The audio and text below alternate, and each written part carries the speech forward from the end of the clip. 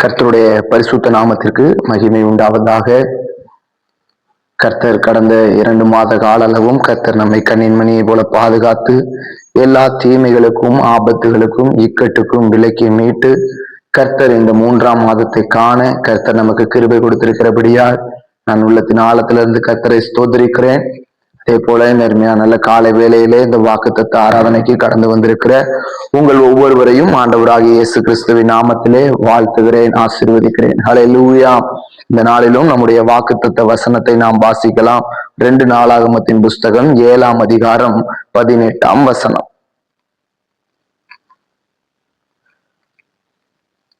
2 நாளாகமம் 7ஆம் அதிகாரம் 18ஆம் வசனம். அப்பொழுது இஸ்ரவேலை அரசாளும் புருஷன் உனக்கு இல்லாமற் போவதில்லை என்று நான் உன் தகப்பனாகிய தாவீதோட உடன்படிக்கை பண்ணினபடியே உன் ராஜ்யபாரத்தின் சிங்காசனத்தை நிலைக்க பண்ணுவேன். ஹல்லேலூயா.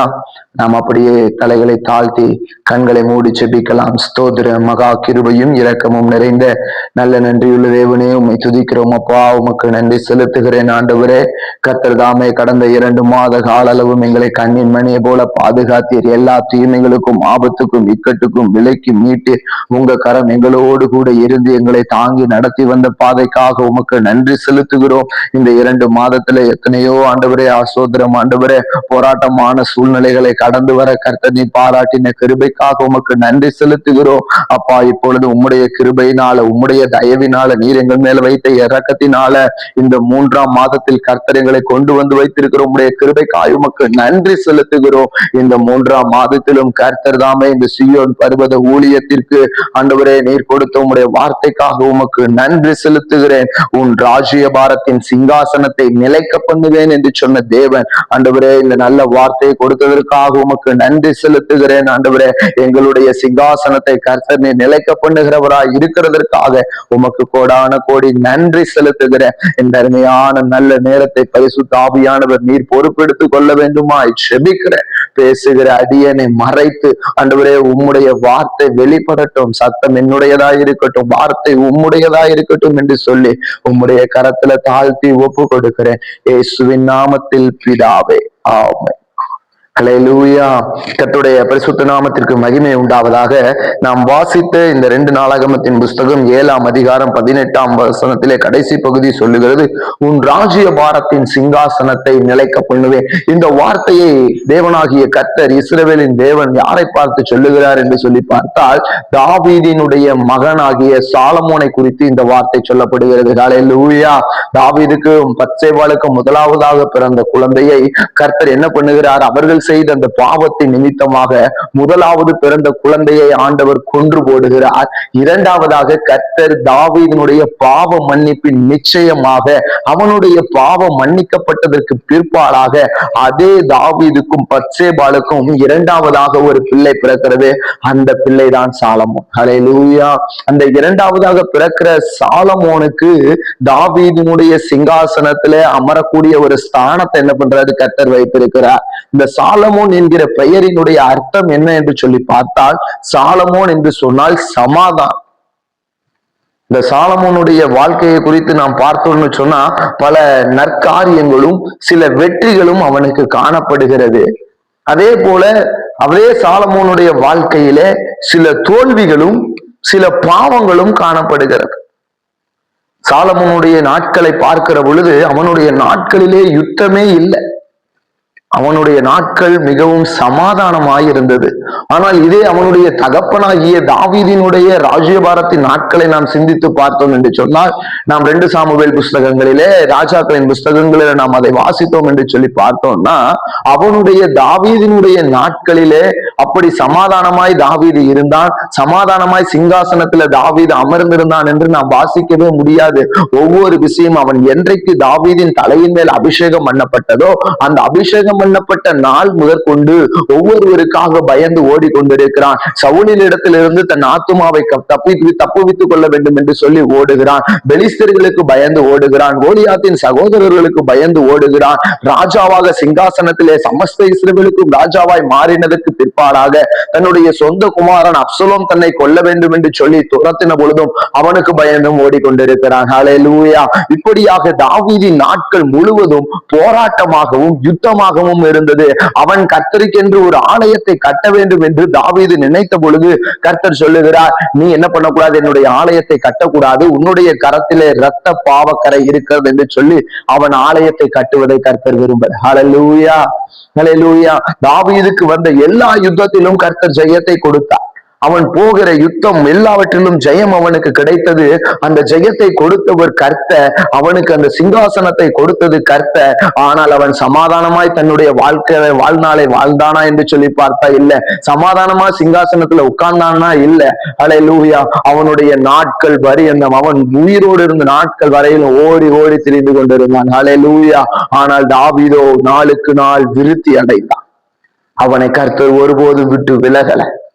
ஆனால் இப்போ தகப்பனுடைய நாட்களை காட்டிலும் இந்த சாலமோனுடைய நாட்கள் என்று சொல்லுகிற பொழுது இவன் ராஜ்யபாரம் பண்ணின நாள் முதற்கொண்டு இவனுக்கு எல்லாமே சமாதானம். எந்த யுத்தங்களும் இல்ல, எந்த தேசத்தோடு கூட போய் சண்டையிடுவதும் இல்ல, எந்த ராஜாக்களோடு கூட போய் போராடுவது இவனுக்கு இல்ல. இவன் ராஜ்யபாரம் முழுவதும் அருமையான சிங்காசனத்திலே உட்கார்ந்திருந்தான். ஹல்லேலூயா. சமாதானமான ஒரு ஆட்சியாய் காணப்பட்டது. எதற்கென்று சொல்லி பார்த்தால், உன் கர்ப்ப பிறப்பாய் வருகிறவனுடைய ஆலயத்தை கட்டுவான் என்று ஆண்டவர் சொன்னதற்கு பிற்பாடாக சாலமோன் 7 ஆண்டுகளாக கர்த்தருடைய ஆலயத்தை கட்டுகிறான். ஹல்லேலூயா. கர்த்தருடைய ஆலயத்தை கட்டி முழுமையாக முடிக்கிறான். தன் தகப்பனாகிய தாவீது கர்த்தருடைய ஆலயத்தை கட்டுவதற்காக எல்லாவற்றையும் அவன் சவதரித்து வைத்திருந்தான். அவன் சவதரித்து வைத்ததை கொண்டு சாலமோன் கர்த்தருக்கு என்று மகிமையாய் ஆலயத்தை 7 ஆண்டுகளில் கட்டி முடித்தான். ஹல்லேலூயா. அதே போல நீங்களும் என்ன பண்ணணும்னு சொன்னா, முதலாவது கர்த்தருடைய ராஜ்யத்தையும் நீதியையும் இந்த மாதத்தில் இல்ல, இந்த வாக்குத்தத்தத்துக்கு மாத்திரமல்ல, உங்களுடைய வாழ்நாள் இந்த பூமியில நிலைத்திருப்பதற்கு நீங்கள் முதலாவது கர்த்தருடைய ராஜ்யத்தையும் அவருடைய நீதியை தேடுங்கள். பின்புவைகள் எல்லாம் உங்களுக்கு கூட கொடுக்கப்படும். ஹல்லேலூயா.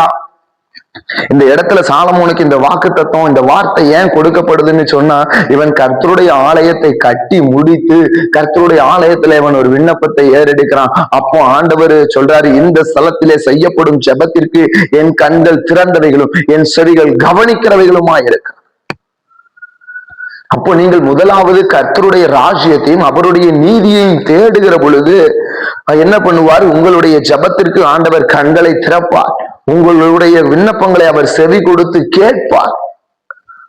இப்படிப்பட்ட ஆசீர்வாதங்கள் எல்லாம் அவனுக்கு சொல்லப்படுகிறது.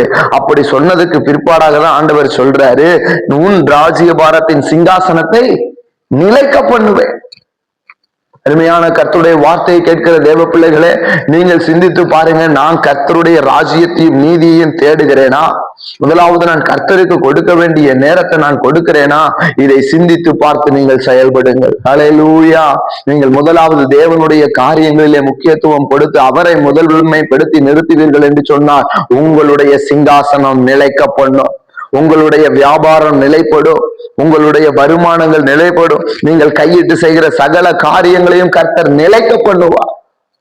பலர் நினைச்சிட்டு இருக்கலாம், எனக்கு இந்த வருமானம் நிலைக்குமா, எனக்கு இந்த தொழில் நிலைக்குமா, நான் இருக்கிற வேலை எனக்கு நிலைக்குமா, நான் இருக்கிறதான இந்த வீடு எனக்கு நிலைத்திருக்குமா, நான் இருக்கிற பதவி எனக்கு நிலைத்திருக்குமா, நான் செய்யற ஊழியம் எனக்கு நிலைத்திருக்குமா, இது ஒருவேளை எனக்கு இல்லாம போயிருமோ, இப்ப இருக்கிற இந்த பலன் எனக்கு இல்லாம போயிருமா, இப்ப இருக்கிற வருமானம் எனக்கு இல்லாம போயிருமா, இந்த ஊழியம் இல்லாம போயிருமா, இந்த பதவி இல்லாம போயிருமா? கர்த்தர் உங்களை எந்த ஸ்தானத்துல வைத்திருக்கிறாரோ அந்த ஸ்தானத்துல கர்த்தர் உங்களை நிலைக்க பண்ணுவார். இடத்துல சாலமோனுக்கு அதான் சொல்றார், உன் ராஜ்யபாரத்தின் சிங்காசனத்தை நிலைக்க பண்ணுவேன். கர்த்தர் உங்களை எந்த ஸ்தானத்துல வச்சிருக்கிறாரோ அந்த ஸ்தானத்துல நிலைக்க பண்ண கர்த்தர் வல்லமையுடைய தேவனாயிருக்கிறார். ஹல்லேலூயா. அப்ப அந்த ஸ்தானத்துல நான் நிலையா இருக்கணும். என்ன அதுல இருந்து ஒருவனும் தள்ளிவிடக் கூடாது, என் ஸ்தானத்துல இருந்து நான் விழுந்து போய்விடக் கூடாது என்று சொல்லி நீங்கள் நினைத்தீர்கள்னு சொன்னா கர்த்தர் உங்களுக்கு கொடுத்த வார்த்தைக்கு நீங்கள் கீழ்ப்படிய வேண்டும். ஹல்லேலூயா. அல்லேலூயா. எதற்காக இப்படிப்பட்ட ஒரு வாக்குத்தத்தம் சாலமோனுக்கு கொடுக்கப்பட்டது? அவன் கர்த்தருடைய சித்தத்தை அறிந்து கர்த்தருக்கு முதலாவதாக ஆலயத்தை கட்டி முடித்தான். அல்லேலூயா. ஆலயத்தை கட்டி முடித்ததற்கு பிற்பாடாக அவனுக்கு என்ன கொடுக்கப்பட்டது? வாக்குத்தத்தம் கொடுக்கப்பட்டது. அல்லேலூயா. இந்த புதிய ஏற்பாட்டின் நாட்கள்ல பார்க்கிற பொழுது நம்முடைய சரீரமே ஆலயம். நீங்கள் தேவனுடைய ஆலயம். இந்த சரீரத்துல எவ்வளவாக உண்மையா இருக்கிறீர்கள்? சரீரத்துல எவ்வளவாய் நான் பரிசுத்தமா இருக்கிறேன்? இந்த ஆலயம் கர்த்தருக்குள் கட்டப்படணும். என் சரீரம் கர்த்தருக்குள் கட்டப்படணும். என் வாழ்க்கை கர்த்தருக்குள் கட்டப்படணும். சாலமோன் கர்த்தருக்காக 7 ஆண்டுகள் ஆலயத்தை கட்டி முடித்தான். இன்றைக்கு நம்முடைய ஆலயம் கர்த்தருக்குள்ளாக இருக்கிற நம்முடைய சரீரம் ஆலயம் அனுதினமும் கட்டப்பட வேண்டும்.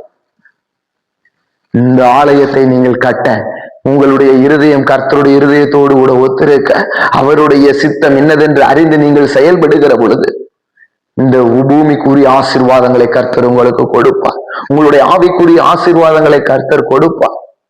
ஒருவேளை இந்த 2 மாதங்களாக இது எனக்கு நிலைக்குமா, இது எனக்கு கிடைக்குமா, இது எனக்கு நிலையான ஒரு ஆசீர்வாதமாக இருக்குமா, இல்ல இந்த ஆசீர்வாதம் என்னை விட்டு பாதியிலே போய்விடுமா என்று குழப்பத்தோடு கூட நீங்கள் இருந்திருப்பீர்கள் என்று சொன்னால் கர்த்தர் உங்களை பார்த்து சொல்லுகிறார், நான் உன் ராஜ்ய பாரத்தின் சிங்காசனத்தை நிலைக்க பண்ணுவேன் என்று சாலமோனுக்கு வாக்கு கொடுத்த தேவன் உங்களை நிலைக்க பண்ணுவார். சிங்காசனம் என்று சொல்லுவது உயர்வுகளை குறிக்கிறது.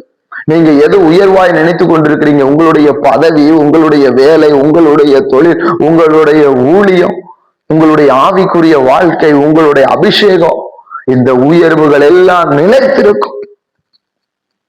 உங்ககிட்ட இருந்து உங்களுடைய ஆசீர்வாதத்தை புடுங்குபவன் ஒருவனும் அல்ல. உங்களுடைய ஆசீர்வாதங்களை தள்ளி போடுபவன் ஒருவனும் அல்ல. பிடுங்கி எறிபவன் ஒருவனும் அல்ல. கர்த்தர் உங்களுடைய சிங்காசனத்தை நிலைக்க பண்ணுவார். கர்த்தர் உங்களுடைய தொழிலை நிலைக்க பண்ணுவார். கர்த்தர் உங்கள் வருமானத்தை நிலைக்க பண்ணுவார். கர்த்தர் உங்க ஊழியத்தை நிலைக்க பண்ணுவார். அந்த இடத்துல என்னால ஊழியமே செய்ய முடியல, நான் அந்த ஊழியத்தை விட்டு போகிறேன் என்று நினைத்தாலும் கர்த்தர் அந்த இடத்துல உன்னை நிலைக்க பண்ணுவார். ஹல்லேலூயா, ஹல்லேலூயா, ஹல்லேலூயா. நீங்க இருக்கிற அந்த ஸ்தானத்துல கர்த்தர் உங்களை நிலைநிறுத்துவார். இந்த ஸ்தானம் என்னை விட்டு போயிருச்சு, நான் இருந்த அந்த மேன்மை என்னை விட்டு போயிருச்சு, மறுபடியும் கர்த்தர் நிலைப்படுத்துவார். அந்த இடத்துல உங்களை நிலை நிற்க பண்ணுவார். ஹல்லேலூயா. ஒருவேளை நான் அந்த ஸ்தானத்துல இருந்து நான் கீழே வந்துட்டேன், நான் இருந்த அந்த உயர்வுல இருந்து நான் கீழே வந்துட்டேன், நான் இருந்த அந்த மேன்மையில இருந்து நான் கீழே வந்துட்டேன், எனக்கு இருந்த அந்த பலத்துல இருந்து நான் கீழே வந்துட்டேன், எனக்கு இருந்த அந்த தொழில இருந்து நான் வந்துட்டேன், வருமானத்துல இருந்து வந்துட்டேன், நீங்க நினைச்சீங்கன்னா மறுபடியும் கர்த்தருக்குள் உங்களுடைய ஆலயத்தை கட்டுங்கள். மறுபடியும் கர்த்தருக்குள் உங்களை புதுப்பியுங்கள். மறுபடியும் கர்த்தரிடமாய் சேருங்கள். தேவனுடைய சமூகத்திலே அமர்ந்து உங்களுடைய இருதயத்தை முழுவதாய் அவருடைய சமூகத்துல ஊற்றி அவருக்கு முதலாவது நேரத்தை கர்த்தருடைய சமூகத்துல நீங்கள் செலவிடுங்கள். பின்பு கர்த்தர் உங்களுடைய சிங்காசனத்தை நிலைக்க பண்ணுவார். உங்களுடைய சிங்காசனத்தை பிடுங்குபவன் ஒருவனும் அல்ல. உங்களுடைய சிங்காசனம் நிலையா இருக்கணும்னா நீங்க வழி விலகி போயிடாதீங்க. கர்த்தர் கொடுத்த கட்டளைகள் கற்பனைகளை கை கொள்ளுங்க. வேற தேவர்களை சேவித்து அந்நிய தேவனை போய் பணிந்து கொள்ளாதிருக்கு. உங்களுடைய சிங்காசனம் நிலைக்கும். எந்த மனிதனையும் முன் மேன்மைப்படுத்திடாதீங்க, எந்த மனிதனையும் முதன்மையாய் நிறுத்திடாதீங்க. உங்களுடைய சிங்காசனம் நிலைக்கப்படும். ஹல்லேலூயா. நன்றி. ஆகையால் சாலமோனுக்கு கர்த்தர் இப்படி ஒரு வாக்குத்தத்தத்தை கொடுத்தார்.